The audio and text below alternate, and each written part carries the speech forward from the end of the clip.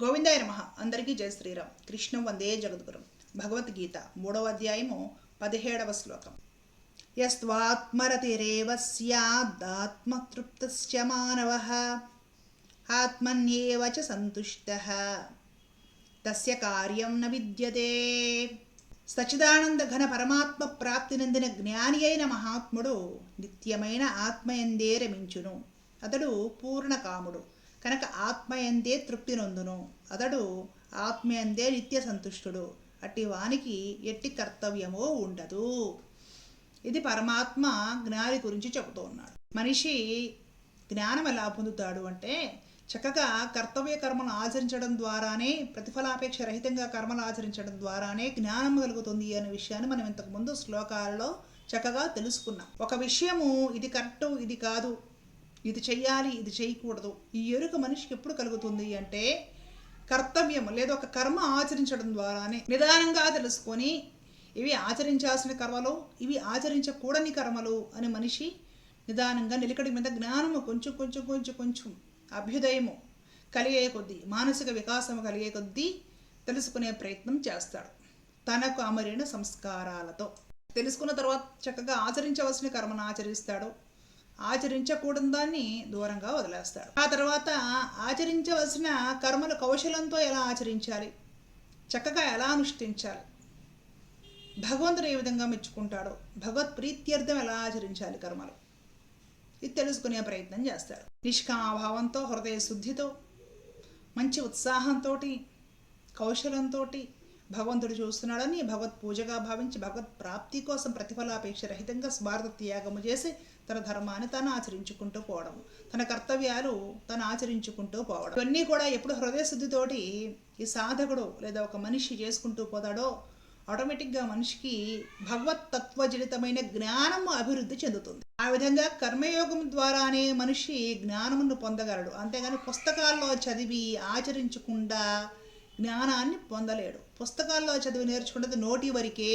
చెప్పడానికే ఉపయోగపడుతుంది. చక్కగా కర్మయోగం అనుష్ఠించి తద్వారా మనిషికి కలిగిన జ్ఞానం ఏదైతే ఉంటుందో అది అత్యుత్తమమైన అసలైన భగవంతుడి దగ్గరికి మనల్ని చేర్చే భగవత్ సంబంధమైన జ్ఞానం అవుతుంది.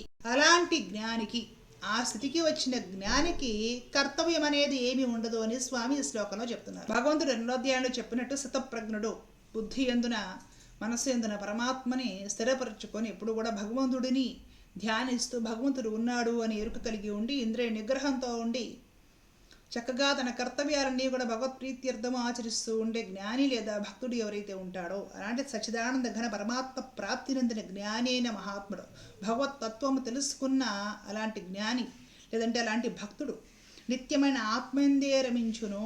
ఈ రకరకాల విషయాలు, వస్తువులు, కర్తవ్యాలు, పనులు, వాటి వల్ల కలిగే ఫలితాలు ఇవన్నీ శాశ్వతం కాదు. మన ధర్మం ఎంతవరకు అంతవరకు ఆచరించి కృష్ణార్పణమని ఊరుకోవాలి అని గ్రహించి ఈ అశాశ్వతమైన విషయాల మీద మనసునతిగా పోనివ్వకుండా ఏది శాశ్వతమో ఆ శాశ్వతమైన ఆత్మ ఎందే రమించును అంటే భగవంతుడి ఎందే రమించును. ఆ స్థితికి వచ్చిన జ్ఞాని. ఆ స్థితికి రావాలంటే నీ కర్తవ్య కర్మలు నీవు సరిగ్గా ఆచరించాలి. కర్మాచరణ చేయకుండా, కర్మల భగవదర్పణం గావించకుండా, కర్మల కౌశలంగా చేయకుండా, ధరాబద్ధమైన జీవన విధానం లేకుండా, శిష్టాచారము సంస్కారాలు లేకుండా మనం పుస్తకాలు అవి ఇవి చదువుకొని లేదంటే వాళ్ళ ద్వారా వీళ్ళ ద్వారా విని తెలుసుకొని మాట్లాడే జ్ఞానము నోటి నాలుక వరకే. ఎప్పుడు నీవు చక్కగా కర్మాచరణ చేసి తద్వారా భగవత్ పరమైన జ్ఞానాన్ని పొంది నీవు తరిస్తావో అది నిజమైన జ్ఞానము. వాళ్ళని భక్తుడు అంటారని పరమాత్మ ఇక్కడ చెప్తున్నాడు. అలాంటి భక్తుడు ఆత్మస్వరూపుడైన ఆ పరమాత్మను ఎందే ఇప్పుడు కూడా రమిస్తూ ఉంటాడు. ఆత్మ ఎందే తృప్తి నొందుతాడు అంటే ఆ భగవంతుడు ఎందే తృప్తి కలిగి ఉంటాడు. అంటే వేదవిహితమైన కర్మలన్నీ కూడా చక్కగా భగవత్ ప్రీత్యర్థం చేసి తృప్తి కలిగి జీవిస్తూ ఉంటాడు. అలాంటి భక్తుడు ఎవరైతే ఉంటాడో అలాంటి భక్తుడికి కర్తవ్యాలు అనేవి ఏమీ ఉండవు. చేసేదంతా భగవత్ పూజే. ఇంకా నాది కర్తవ్యం అండి, ఇది చెయ్యాలండి, అది పొందాలనే స్థితి కూడా దాటిపోతాడు. అప్పుడు కర్మ చేస్తాడు. ఎందుకు చేస్తాడు? భగవత్ ప్రీత్యర్థం చేస్తాడు. ఈ పని భగవంతుడు మెచ్చుకుంటాడు, భగవంతుడు చేయమన్నాడు, భగవంతుడి కోసం, భగవంతుడికి ఇష్టం కలుగుతుంది, భగవంతుడు చెప్పాడు కాబట్టి ఈ స్థితిలోకి వచ్చి పనులు చేయడం మొదలు పెడతాడండి. అంటే ప్రతి పని ఎంత ఆనందంగా ఎంజాయ్ చేస్తూ చేస్తాడో గమనించండి ఒకసారి. సనాతన ధర్మ వైశిష్ట్యం తెలుసుకోవాలి మనం ఇక్కడ. ఇతర రకరకాల మతాల్లో ఏదో మా ప్రార్థనాలయానికి వస్తే చాలు, మా దేవుడిని నమ్ముకుంటే చాలు, అంతా అయిపోతాయి, పాపాలన్నీ పోతాయి, ఇంకేం చేయక్కర్లేదు, ఈ విధమైన కొన్ని రకాల ప్రచారాలు చూస్తూ ఉంటాం మనం.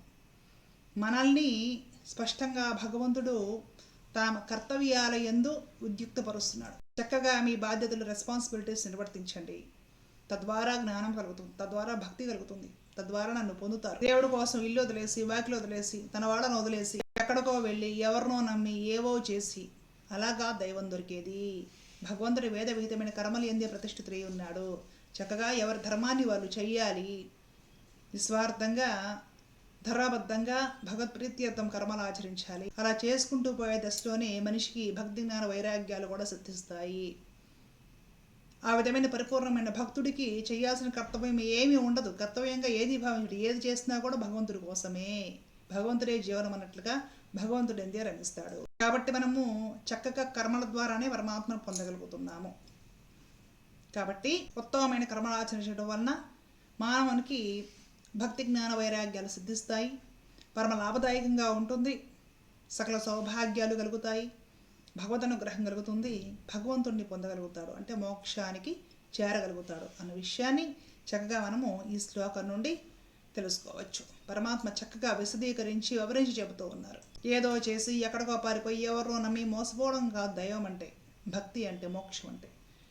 మీరు ఉన్న స్థితిలోనే ఉండి చక్కగా కర్మలు ఆచరించండి, వాటి ద్వారానే భగవంతుడిని పొందండి. ఆ విధమైన మార్గం ఒకటి ఉంది సనాతన ధర్మంలో. ఆ విషయాన్ని చక్కగా ఈ అధ్యాయం కర్మయోగం మనకి ధృవపరుస్తుంది. ధర్మో రక్షిత రక్షిత. జై శ్రీమన్నారాయణ. కృష్ణార్పణ.